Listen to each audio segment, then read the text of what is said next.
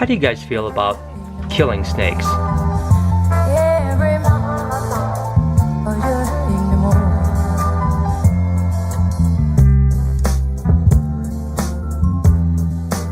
Why would I ask if you want to kill snakes? Hang on one second. I'm going to need this, but more specifically, I'm going to need this. That's right, a map of Florida. And why do I have a map of Florida? Hang on one second. I'm going to need a marker too. So we have a little bit of a problem in the state of Florida, right here in the Everglades National Forest.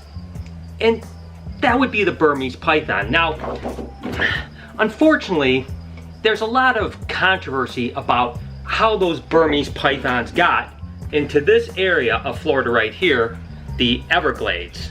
Now, to really understand the problem or where its origin is, we have to go back to 1992 when a pretty severe weather event happened, and of course, that was Hurricane Andrew. Now, Hurricane Andrew came through into the area right over here in Miami and wiped out dozens of facilities, some of which had hundreds of baby Burmese pythons in their facility. Now, when that happened, the Burmese pythons, as well as lions and tigers and monkeys and all kinds of other wildlife, got blown all the way in to the Everglades National Park. But there's more to it than that. Now, as animal lovers, and in particular snake lovers, we probably have to be honest with ourselves about one thing. Did all of the Burmese pythons in the Everglades derive from the hurricane, or was there a chance that some people released these animals as unwanted pets? And the truth is, if we want to be completely honest and have credibility because of our honesty, we have to realize that there are people, not just in South Florida, but really all over the place, that buy these really cute little baby pythons that are 12 or 18 inches, and then over time, they grow to be very large, sometimes in excess of 18 foot, and these people don't know what to do with them. They try to give them away, they try to give them to zoos, but zoos aren't interested, and sometimes, I hate to say it, but the irresponsible pet owners that make us all look bad do release them into the wild. Now, let's take a look at that really quickly. If you're gonna release a snake into, say, Michigan, where I live, chances are that snake is not gonna live. But if you do release it into a place like South Florida that has the perfect environment for these pythons to live and thrive, we may have a problem. Really, basically, when you release an animal into the wild, one of two things is going to happen. It's going to quickly perish because the climate isn't good, or it's going to find a new home. Now, the first thing is that us snake owners have to do a better job of educating people prior to them buying snakes. Listen, if you're going to buy a snake that's 4 or 5 foot long as an adult, most everyone can kind of handle that, but we shouldn't encourage people to buy huge snakes if they don't know what they're getting themselves into. We don't want to put them into a position where down the road they may be stuck making a really bad decision that is harmful to everybody. We don't ever want anyone to be faced with the prospects of releasing something into the wild. Now, don't get me wrong. It's not that I think that there's a huge problem with people releasing snakes into the wild, because I really don't think there are. And I certainly think that Hurricane Andrew was the driving force behind the invasion of Burmese pythons in the Everglades. But with that said, you still have to ask yourself, with an albino Burmese python like this one named Sunrise, how does there go from a couple hundred animals to estimates of 100,000 snakes in the Everglades?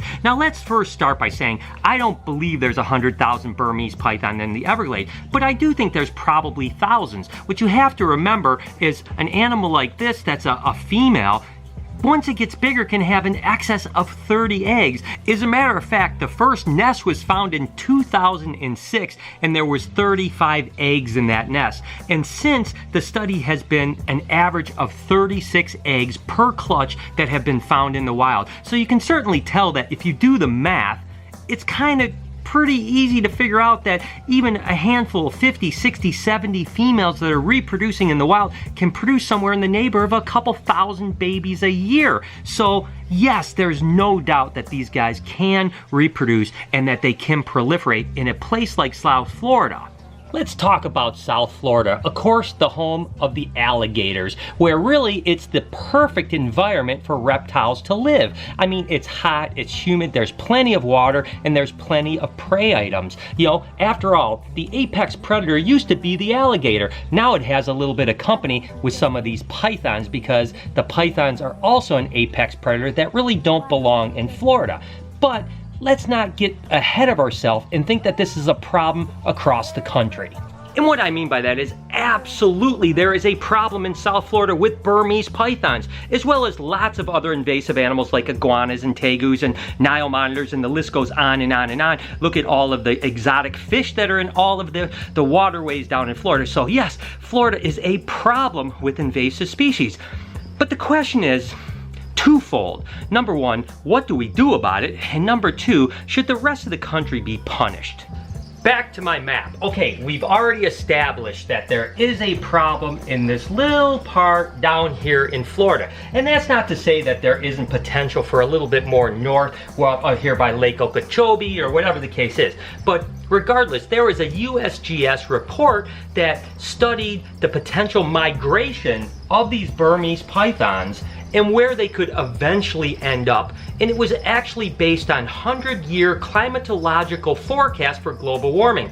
I'm not exactly sure how anyone knows what the temperature is going to be 100 years from now. Certainly the weatherman can't get tomorrow's temperature right. Great weekend to spend outside. My wife Paula and I will be at the park. Cheryl. My wife Cheryl and I will be at the park. But regardless, that USGS report said in the next 100 years, Burmese pythons could range in all of this part of the United States. That's right, all the way over here. And of course, my thoughts are, number one, there is no way to tell what the temperatures are going to be, because the USGS report said that in the Ohio Valley, in the middle of winter, it wouldn't get any cooler than 70 degrees. Now, of course, my response to that is, if in 100 years Ohio is 70 degrees in the middle of winter and doesn't get any colder, we have a lot more problems than migrating Burmese pythons, because, let's face it, there's no more Florida, there's no more California. These states are gone. They're going to be underwater because so regards, I digress. My point is that unfortunately, it was kind of shoddy science, and it was science that ended up passing legislation that said that Burmese pythons could no longer be shipped not only out of Florida, but all over the country. So now I'm here in Michigan, and in particular right here in this part of Michigan, and I can no longer ship Burmese pythons anywhere in the entire country. Now, I would agree having some kind of embargo in Florida, because Florida is the problem, but to punish the rest of the country just didn't seem very good to me, and I think it was irresponsible. The good news is that I think we're on the path to getting that reversed, because United States Association of Reptile Keepers, USARK, just won a big battle, and it was actually on the reticulated pythons that were associated with the Lacey Act that stopped the interstate transport of Burmese pythons. And the victory said that you could not stop the interstate travel because of the Lacey Act. Now, the Burmese are still an issue, but I have a feeling that's going to be reversed because of this ruling on the reticulated pythons. But I didn't want to digress into that. My point is that how does all of this solve the problem in South Florida? And that goes back to my original point of this video. And that's, how do you feel about killing snakes? Now you may ask me, Brian, what does that have to do with anything? Why would I want to kill a snake just because there's issue? Well, here we go. On April 1st, this was no April Fool's joke, there was a 15-foot, 144-pound Burmese python found in South Florida. It was a pretty big animal, and because of that, the South Florida Water Management District actually started a 60-day trial where they were actually going to reward people for killing the Burmese pythons in the Everglades. Now, you would get $50 for every Burmese python over 4 foot in length, and an additional $25 a foot for anything over 4 foot in length. To give you an idea, that 15-foot python would have netted about $325. Now, listen, I don't know how I feel about this. I'm not one that thinks you should go out and kill any animal that's not part of a hunting for food type of situation or something that you need for survival. With that said, there is definitely a problem, an invasive problem in the Florida Everglades. So what do we do about it? I'm really not sure what the answer is, but to me, I just don't think that sending people out for 2 months to slaughter animals makes any sense. I think that all you're doing is getting people to go out and kill anything, because how many people are going to go out and accidentally kill another snake thinking it's a Burmese python? Or how many people might think, hey, I have a 12-foot Burmese python pet, I could chop its head off and now I'm going to get a few $100s and say I caught it in the wild. So this to me is rewarding a system that doesn't really work. Not to mention, I'm going to digress for a second here, but there was a brown snake issue in Guam, an invasive animal, and for 10 years the government poured up to $10 million per year to eradicate that issue. Now that was in a small isolated island where there was no other area around. There was no place for them to migrate, and after 10 years they basically gave up because they couldn't actually eradicate them. As a matter of fact, believe it or not, one of their ideas was to actually take Tylenol, acetaminophen, and put them into frozen mice and then parachute them down, because the brown snakes lived at the top of trees, and so trying to do anything on the ground didn't work. So they thought if they parachuted frozen mice full of Tylenol or acetaminophen, and the snakes would eat this and then die because they would react badly to the acetaminophen. And it cost millions and millions of dollars for them to take this initiative, and it turned out to not work at all. Brown snakes are still in Guam, just like Burmese pythons are in South Florida. My point is, I don't think you can put the cork in the bottle. Unfortunately, there's nothing we can do about it, and I have a feeling that Burmese pythons are going to be part of the South Florida history for the rest of eternity. Now, does that mean that we shouldn't try to do something to eradicate this problem? Of course we should be trying to do something. I'm just not so sure paying people to go kill animals is the right idea, because I don't think a 60-day trial is going to matter anyways. It's going to cost the state a bunch of money. It's going to probably cost a lot of animals their lives, not only Burmese pythons, but probably other animals. Not to mention, I don't know about you guys, but the Everglades National Park is a pristine environment. And I'm not so sure that I want every Tom, Dick, and Harry trompsing through the Everglades trying to make a couple bucks on the weekend killing snakes.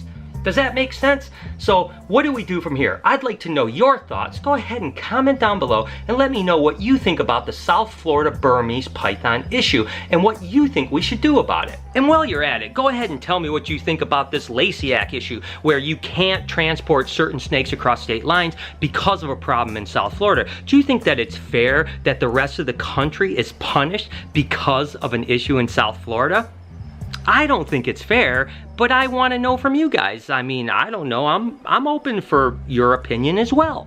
Listen, I am all for the private ownership of almost any animal, within reason, of course. I don't think you should be able to keep a dolphin in your bathtub. But my point is that if you're responsible, you have the facilities and the money and everything you need to care for animals, I don't really even care if you have a lion or a tiger. I would be happy to live next door to someone that has a lion if they knew what they were doing and they had secure caging. I think that it's not really, in my opinion, up to the government to tell us. Yes, they should have regulations to make sure that the animals are cared for and to make sure that people around animals are safe. But I'm not for restrictions just based on the fact that the government that really knows nothing about what we're trying to do is trying to save ourselves from ourselves. Does that make sense? Regardless, I know this has been a little bit of a weird vlog because it wasn't really about my daily life. It was just about a topic that was on my mind that I wanted to share with you guys and get your opinion. So make sure to comment down below and tell me what you think about this. I promise tomorrow we'll be back to a normal daily vlog with Lori and Bella and Noah and everyone else involved. I hope you guys have an amazing day, and I hope that you enjoyed this kind of departure from the norm just for this one time. Every now and then I may drop a vlog on you guys like this if you don't mind.